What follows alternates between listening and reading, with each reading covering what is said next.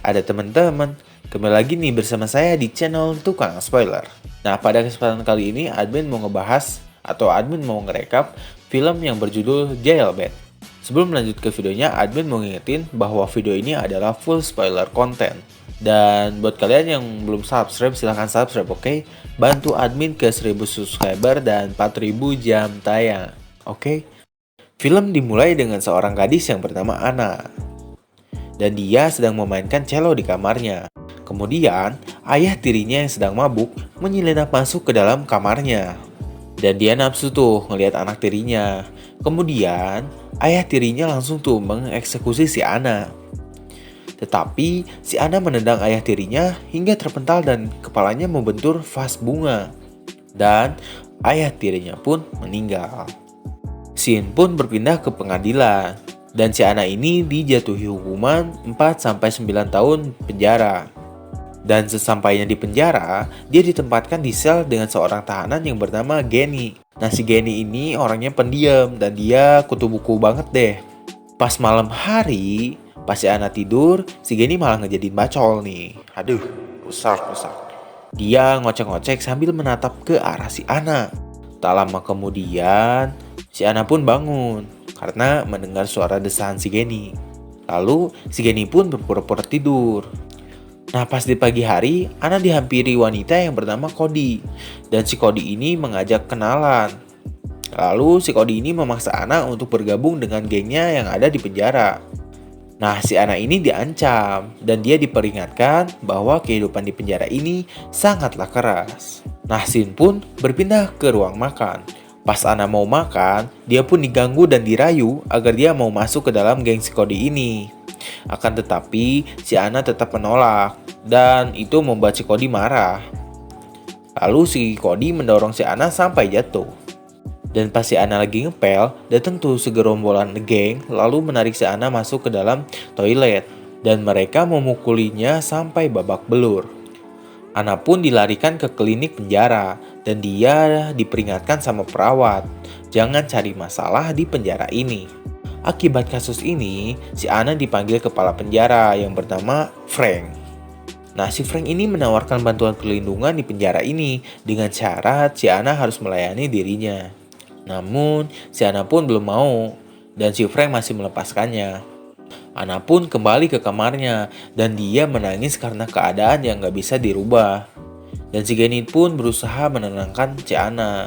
Terus si Genny mulai mendekati si Anna dan akhirnya si Anna luluh lalu melakukan adu surabi dengan si Genny. Scene pun berpindah ke lapangan penjara. Si Anna tuh dihadang sama cewek yang berkulit hitam dan dia kayak diancam gitu deh. Dan si Anna kemudian dilempari bola ke kepalanya hingga si Anna tidak ada pilihan lain untuk bergabung sama geng si Cody supaya dia aman. Akan tetapi pas dia menghampiri si Cody, anak buahnya si Cody ini yang bernama Joe langsung menghadang dia. Dan akhirnya mereka pun ribut tuh sampai akhirnya pertarungan itu dihentikan sama petugas penjara di sana. Lalu si Cody pun berbicara sama si Anna dan si Anna sekarang sudah menjadi teman si Cody. Akan tetapi, jika Anna ingin bergabung dengan geng si Cody ini, Anna harus menyerang geng lain. Dan itu di video tuh sama si Cody. Dan kejadian itu bakal direkam tuh sama si Cody. Lalu videonya bakal disimpan dan akan dipublish jika Anna berkhianat. Nah, si Anna pun melakukan penyerangan itu ke geng lain hingga dia dihukum dan dimasukkan ke ruang isolasi. Nah, setelah diisolasi, si Anna kembali dipanggil sama si Frank. Frank mengancam akan mengurung Anna selama 2 minggu di ruang isolasi jika Anna tidak ingin melayaninya. Mau tidak mau, si Anna melayani si Frank. Scene pun berpindah ke geng Cody yang sedang membuat tato ke si Anna. Dan Cody pun mulai menggunakan narkoboynya. Cody mulai memaksa si Anna supaya mencicipi narkoboy miliknya. Setelah itu, adu serabi pun kembali dilancarkan. Nah, keesokan harinya, si Anna kedatangan ibunya. Akan tetapi, si Anna dan ibunya kayak cekcok gitulah. Gara-gara si ibunya masih membela bapak tirinya si Anna. Nah, si ibu pun beranggapan bahwa si Anna ini suka mengada-ngada. Bahkan si ibu ini tidak percaya kalau misalkan si Anna suka dituduri pas ibunya lagi pergi. Scene pun berpindah ke keributan geng Cody dan geng berkulit hitam tadi. Yang akhirnya si Anna lagi-lagi dipanggil tuh sama si Frank. Dan lagi-lagi si Anna harus melayani si Frank. Tapi sebelum bercocok tanam, si Frank menyuruh Anna untuk mencoba narkoboy.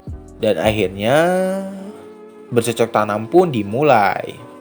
Nah, semenjak kejadian ini si Anna mulai berubah. Dan dia nggak bisa mengendalikan amarahnya. Gara-gara ya dia sering ditiduri. Dan dia terlalu banyak mengonsumsi obat-obatan juga. Akhirnya si Anna mencoba melakukan bunuh diri.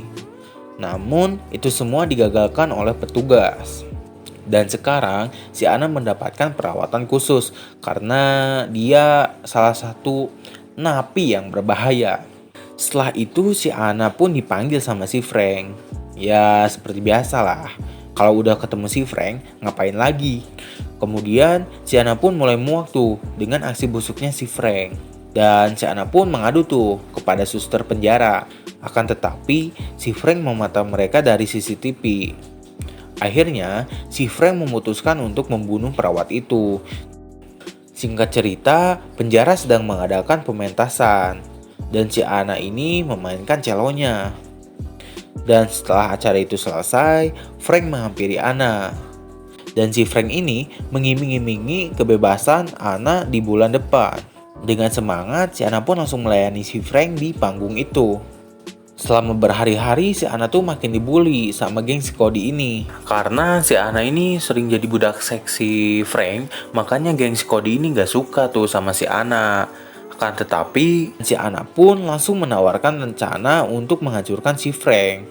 Dengan cara, si Anna ini meminjam alat perekam milik si Cody. Dan si Anna akan merekam si Frank yang sedang bercocok tanam dengan dirinya. Dan kalian bisa lihat tuh di sini, kayaknya si Cody juga sudah muak tuh dengan sikapnya si Frank.